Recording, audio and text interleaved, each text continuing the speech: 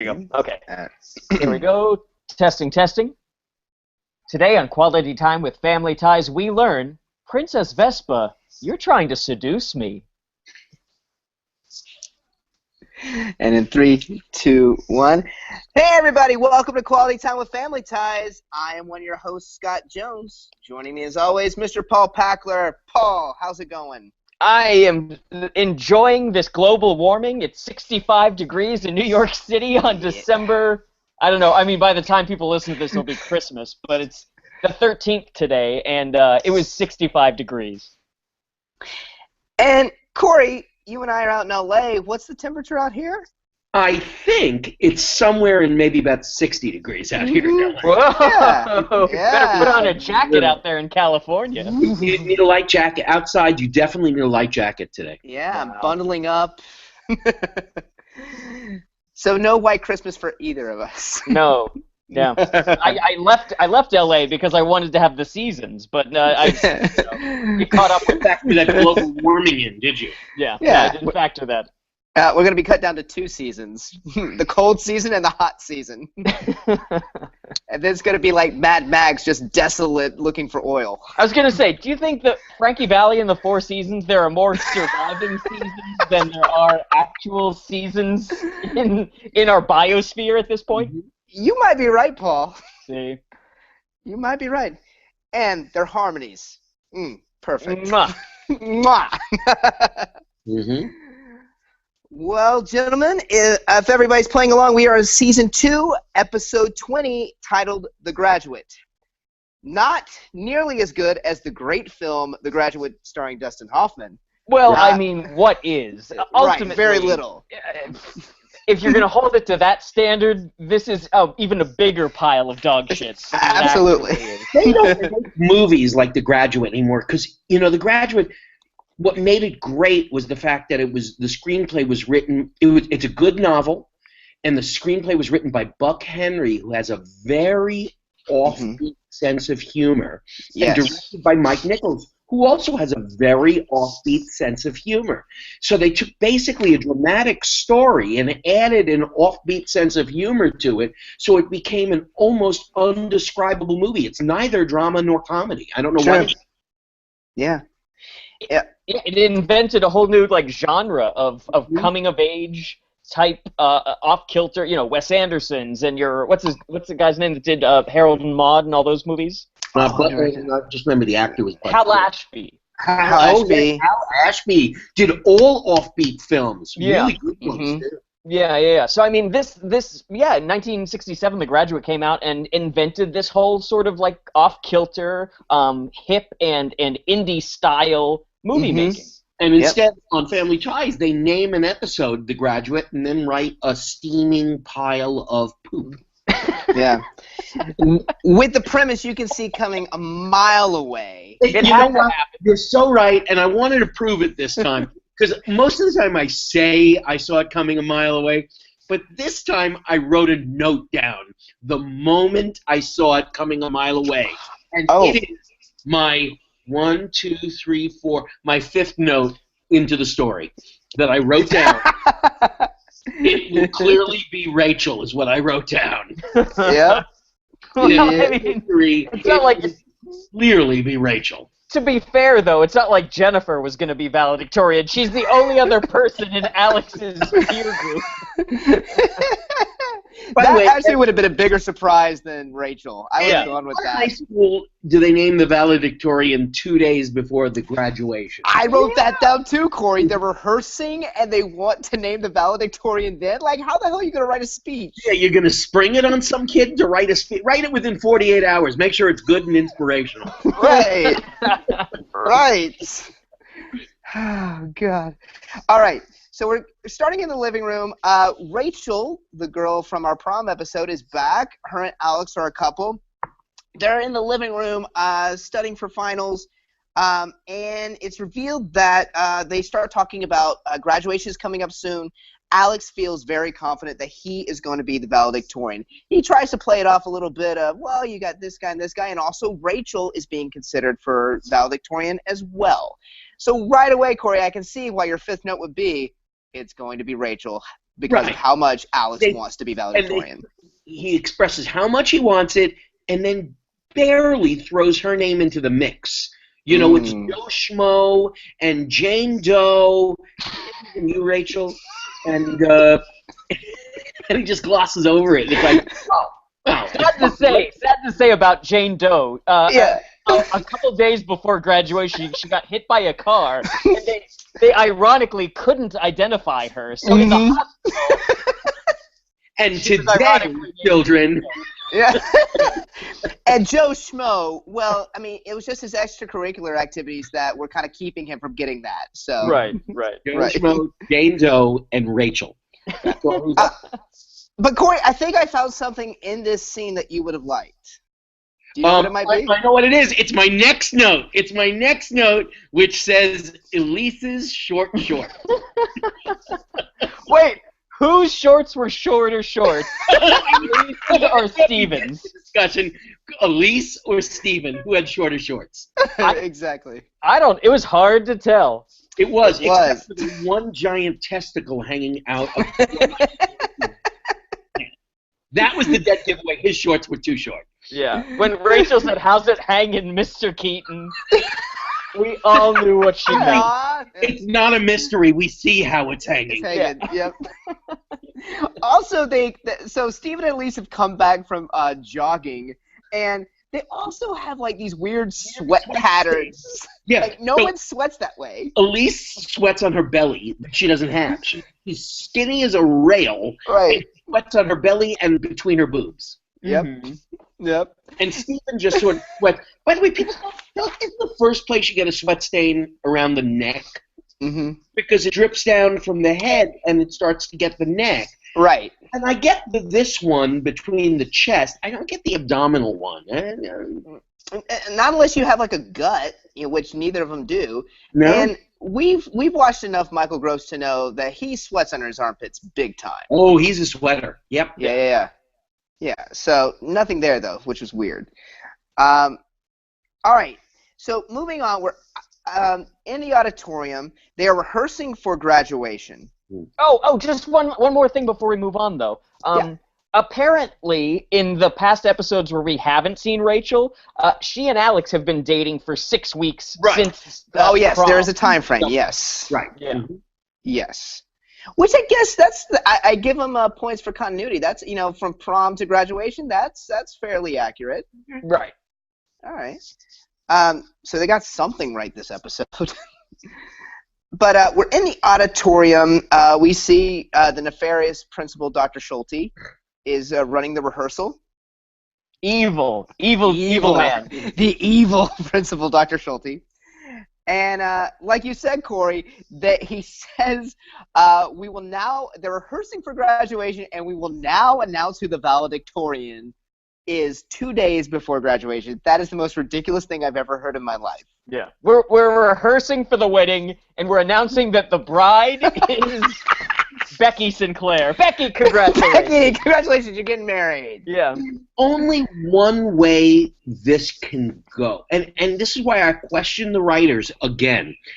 They are giving them a clear path to write an episode where Alex is a douchebag almost start to finish. Yeah. And I just think taking your most popular character and making him into a douchebag, and maybe that's something that they constantly have to do with him because of how right-wing he is. How conservative he is. But what he also appears to be from this episode is totally narcissistic. And whiny. Extremely whiny and pouty. He gets pouty if he doesn't get what he wants. And he just seems sort of unlikable. And I just don't know if you want to make your characters that unlikable. Because to me, I feel like. Oh, I'm sorry. Go ahead, Scott. I was going to say, and Corey, I think you watched this show too. I don't watch it anymore just because of this. On the Mindy Project, how they've made Danny on the Mindy Project, he's completely unlikable now. He's so chauvinistic and machismo, you can't like him anymore. And so I was like, I don't want these two together. It's painful to watch. So much of that, I was like, I can't watch this anymore. Mm-hmm. Yeah. Now, I feel like it becomes a trope, and we'll see it as the seasons go on and stuff, is that a lot of the time, the way the plot dynamic it goes is Alex is a jerk, and then he learns his lesson, and then at the last 5 minutes, he apologizes. Exactly. That's what we see to have this pattern develop. But it's a fine line, depending on the topic and the way he acts. It's a fine line of justifiable plot dynamics for Alex, or if he's just an unlikable prick. And this falls on that other side. Yeah, right. I would say this does. Yes. Yeah. Yeah, like you could have made it just occurred to me maybe a stronger way to do this where he's not unlikable is maybe he is excited about Rachel getting the valedictorian thing and overhelps her, wants to insert his own ideas too much into what she's doing to where she gets annoyed with him. That could be great. Yeah, right. I think that definitely more subtle than what they did. Instead, they went right for the hammer and they just went right over our head every time with it. Yeah. Exactly. And then there was another thing that happened in this scene that I thought that this is where the direction was going, where they said it's not just that when they're announcing, they're like, the criteria for picking the valedictorian are not just the grades, but also extracurricular activities and blah, blah, blah.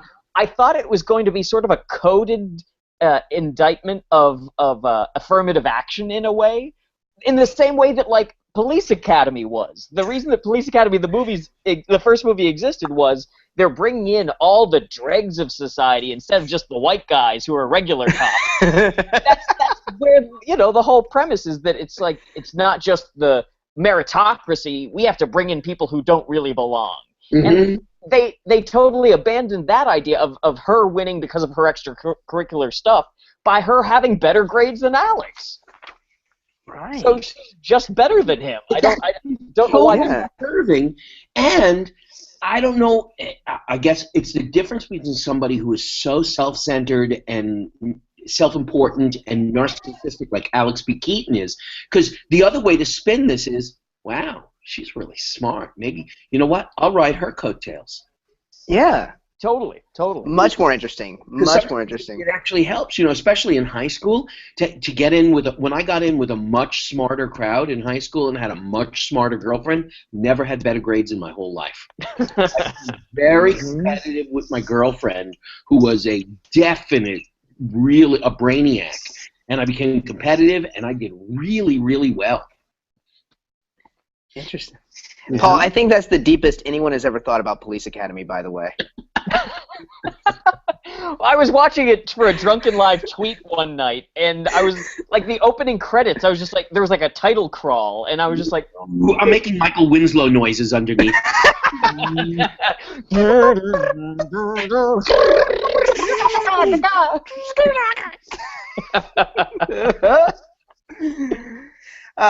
All right, listeners, so if you haven't figured out, Rachel is going to be valedictorian. Alex, of course, is extremely upset by this. And we go to the kitchen the next day. They're meeting again to study. And Rachel, they kind of might are completely oblivious to how Alex is feeling about this. Like, she doesn't even kind of acknowledge that he might be upset. But she wants his input on her speech. Okay, but before you continue, I got to set another totally unrealistic thing that they're doing. If it's a household with a kid who's about to graduate, there's a lot of talk about the graduation ceremony and the valedictorian speech. But there's a couple of things that they're not talking about, which would definitely have some chatter. Number one, nobody's talking about what college are you attending? Yeah. Here's a graduation of really smart kids, and we're not talking about, oh, don't worry about this. You'll be your valedictorian at University of Ohio, or Ohio State. When you're a Buckeye, you'll be, wherever Alex is going, Princeton, wherever he's going. The other thing is, if it's the end of the school year and it's graduation time and the kids are going off to college, the other thing they would be talking about that nobody even mentions is, what are your plans for the summer? It's certainly not camp. What job do you have? Right. Next week, these kids should be starting their summer jobs. Yeah, it's just completely unrealistic, all of these things. And you know what? I bet it's something of they were coming up with how are we going to solve this problem of Alex over the summer of Family Ties being off the air, of like, what are we going to do with college? Because, you know, I They bet may they not just... know, so we won't mention it because we don't know yet. Yeah, totally. You bring up a good point, Corey. Yeah, the dwelling on the ceremony and valedictorian is way, way, way down the list for kids. Absolutely. Because you're like, I'm going to college. I'm getting out of here. Or I got an awesome job. I'm going to make some money. School is really kind of the last thing.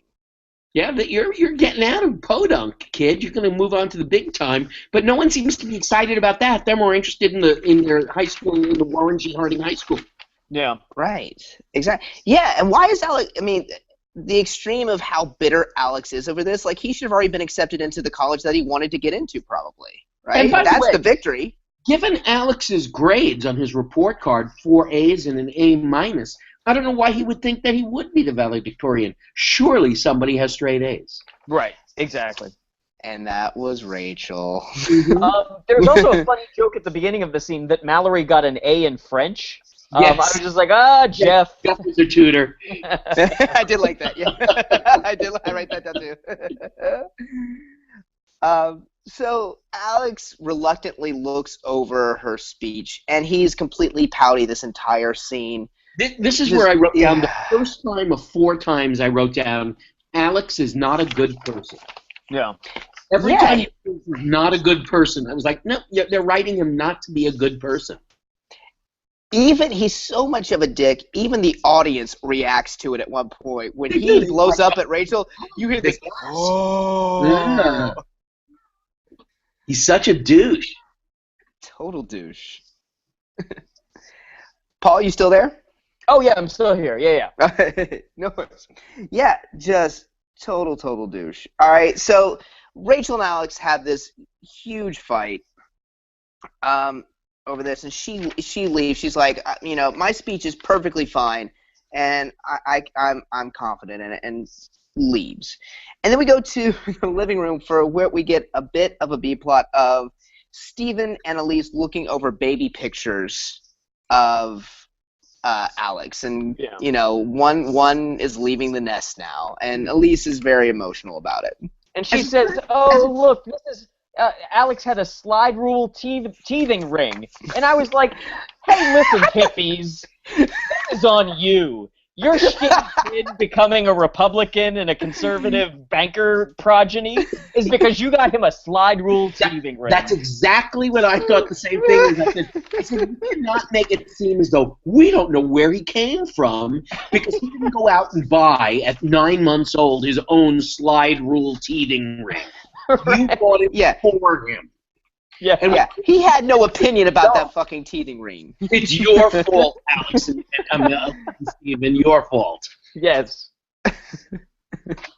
It's like how my parents got me that Karl Marx fuzzy blanket that I got to like lie in. So that's where this. And as my parents got me the original cast album to the Tommy Tune musical Seesaw. Whoa! That's a deep cut. That's a very That deep is a cut. deep cut. Wow, Corey. Alex comes down and wants to have a heart-to-heart with Stephen to talk about what happened with Rachel. And Elise is kind of hurt by it. She even says, "You used to come to both of us when you had a problem." And Meredith, there's this moment that Meredith Baxter Birney steals the scene because she slunks up the stairs, and Stephen and Alex start their conversation, and she's still slunking. You can see her in the background, and the audience laughs at that, so it totally diverts attention from what they're saying. They have she's doing the peanuts, the sad peanuts that they did in like Arrested Development and stuff like that. Wah, wah. But also that Stephen has gotten a present, like an heirloom that he wants to give to Alex, which is a watch that his father gave to him when he graduated high school. And it's like a pocket watch that he apparently stole from someone who came to his dry cleaning place. So apparently Stephen's father was a dry cleaner in back when he was alive. Mm-hmm. Yeah, that was a little surprising, I thought, too, because when we first met Mr. Keaton, I wouldn't have pictured him running a laundromat. No. he seemed more like Alex, like something in business. Totally. Like he ran something. Yeah. Anyway.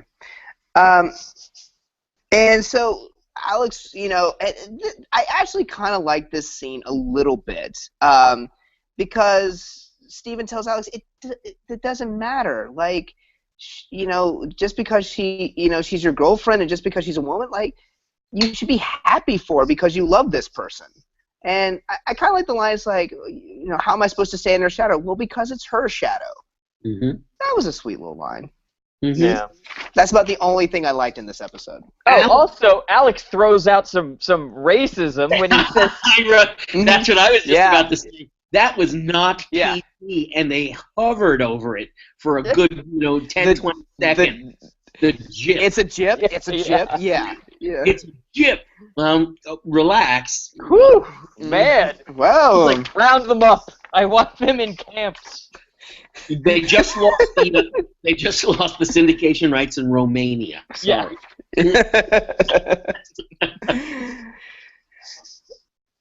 So for all our Romanian listeners, Mm-hmm. you can check out our podcast and we'll give you the breakdown. Wow. They dipped twice, and that's not pretty. Yeah, and they really hit the jip on it. Wow.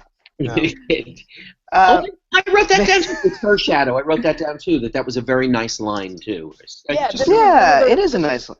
Another time of Steven being like very good feminism as opposed to him being like weird, not feminism thing. That was nice that he was like, Alex was all like, I'm the man, so I should be number one, and you're the man, so you're number one, and Steven's like, no, that's not the case. It's a partnership, blah blah blah. So.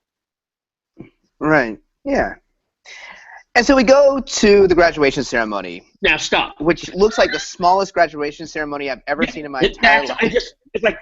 When I made the joke earlier that the competitors for valedictorian were Jane Joe and Joe Schmo, I didn't quite realize that was the entire graduating class. That was it. I've never seen all of a sudden, this is the day you're graduating with a one-room schoolhouse in Ohio? What is this? 40 graduates. Now wait. One of my best friends, Shane, went to school in this town called Windsor in Ohio. It's in like eastern Ohio, and his graduating class was 50 people. Okay. Isn't that crazy? That's crazy. Yeah. That is crazy. I think wouldn't a normal mine was 200 to 300? Yeah, I was 250. Yeah, that was about mine, 300. Yeah, mine was 300. 2 and 300 is the norm, I would guess. Yeah. Yeah. But boy, it's a small group, and they're all bad. And we know that because Mallory's able to interrupt this thing really quickly. Like, Oh man. It's not. it was Also, aren't most graduation ceremonies now done like almost off-site at some nicer place where there's more room, or at the football stadium at the high school, or some other place? Yeah. right. Well, Corey, it would look really weird with just Alex, Rachel, Jane, and Joe, in a football stadium. Small football stadium. A small football stadium. And there's so much yapping going on during this graduation ceremony. I've never heard so much yapping in my life. Everybody shut the fuck up, Pete. Yeah. You would think Principal Dr. Schulte would rule with more of an iron fist. Everybody just Dr. Schulte. they're all flapping. All of you be quiet. I mean, he embarrasses Steven for an instant, but not nearly as much as I wanted him to go for the jugular right there. Yeah. Yeah. And Mallory's interrupting because she's trying to tell Alex that Rachel is she saw Rachel in the bathroom crying. She can't remember her speech. She's really upset, and that he needs to go talk to her. And it's so funny that the whole Keaton family is trying to be inconspicuous about this, but there absolutely is no way to be. No, they're like overly Besides- conspicuous. It's ridiculous. And where are her parents? They're not even there. No, they're not even there. They're not with her. Yeah. She's valedictorian. She's an orphan, the orphan valedictorian. That would be amazing. Like, he's so pissed off that he got trounced by an orphan. Orphan. We have. I'm sorry. The auditorium is filled. You're going to have to go to the overflow crowd in room 106.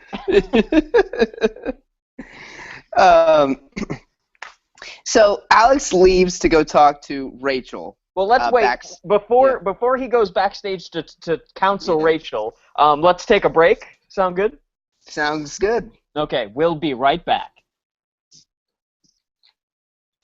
And we're back. We're backstage at the Harding High School graduating ceremony. Well, it's funny that you should say backstage, because my question, once we get into the room with Rachel off of the auditorium, what room is that? It seems like it's like almost like they use it like a dressing room or a green room for the theater productions that I believe we learn the next episode is Streetcar Named Desire, which is always done after graduation, by the way. Of course. Traditionally, they do Streetcar. They do Williams after graduation. Absolutely. Of course. It gets so hot and heavy. They have to have it off school time. Right. Right. But boy, what room is that? It's a junk pile and a dressing table and a makeup mirror.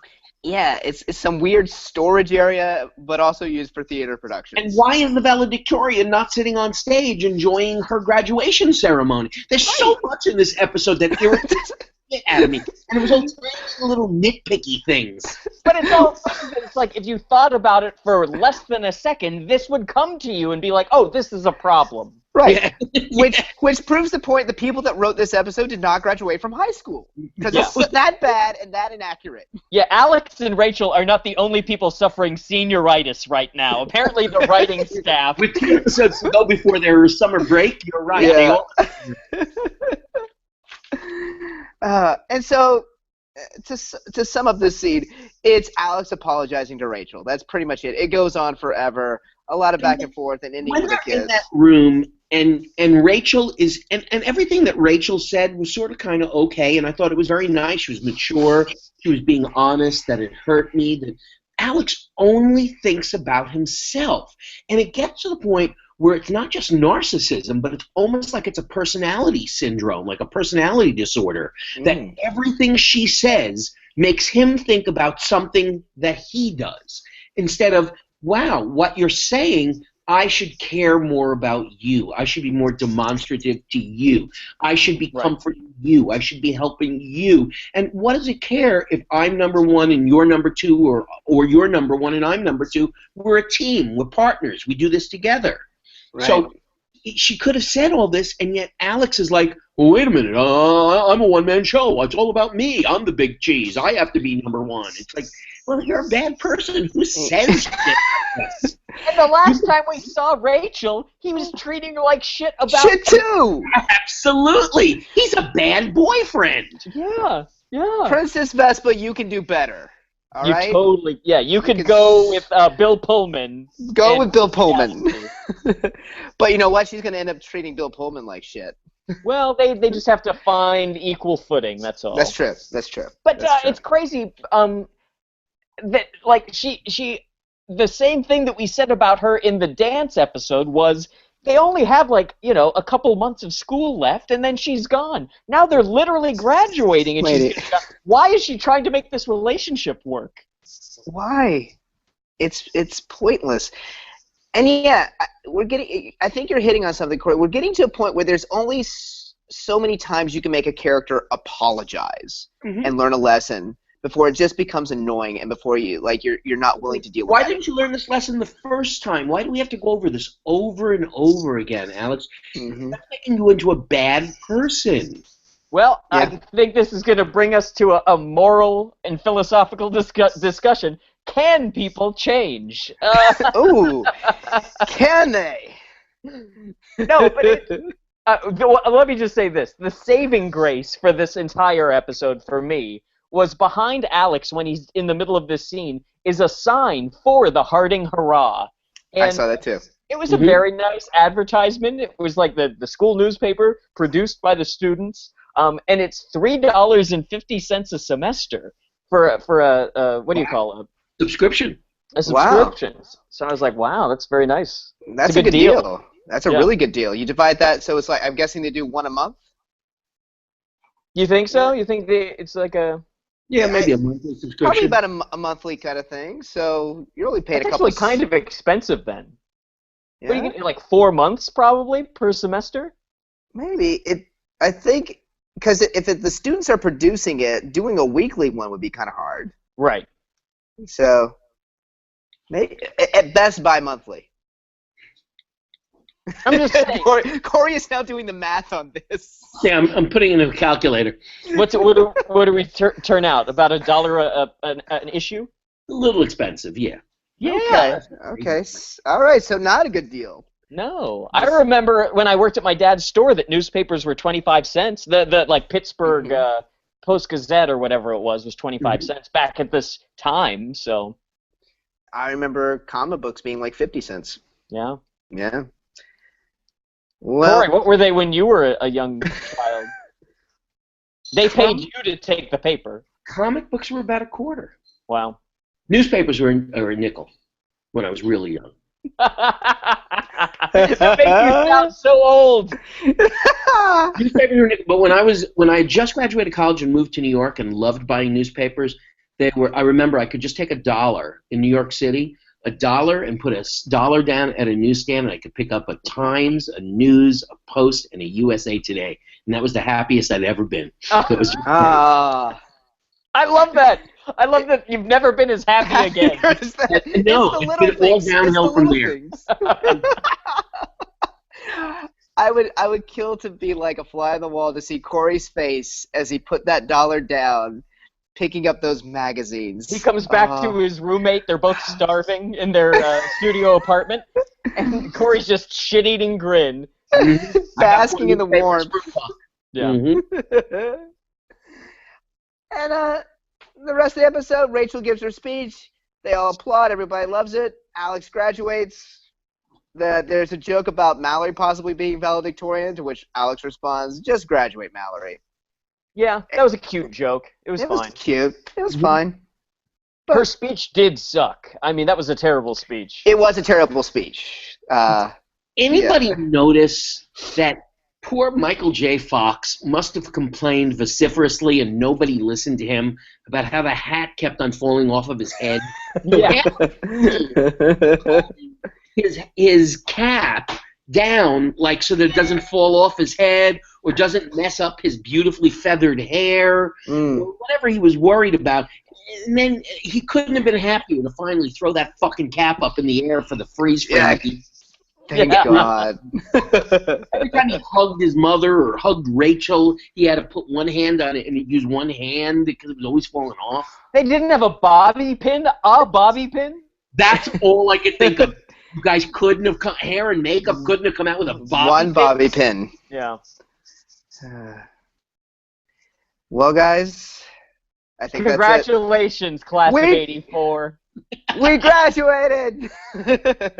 Bum, bum, bum, bum, bum, bum. How many more episodes? Oh, go for it. I was going to say, it's hard to believe that of this episode and the next episode we're going to do, this episode is the one that comes out looking more like, Godfather 1. Yeah. And the next one's Godfather 3. Absolutely. and it's more like if Zaz did like a spoof on the Godfather movies. Oh, yeah. Yeah. It's the next one. Well, we'll get there. We'll listeners, get there. tune in next week, listeners. We're going to have fun with the next one. Tune in next week. It's going to be awful. It's going to be horrible. It's going to be I'm going to have us to take talking. medication for the next one. Yeah. How many more episodes do we have this season? Two more. We got two. Oh, thank God. One more than the finale. Right. Thank God. All right. Well, that about wraps it up for this episode. Be sure, for any questions or comments, be sure to write to us at qualitytimewithfamilyties@gmail.com. You can also follow us on Twitter for updates at QTWFT. We're also on Twitter. I'm at Follow Jones. I'm at Paul Packler. I'm at Corpep. And be sure to like our Facebook page.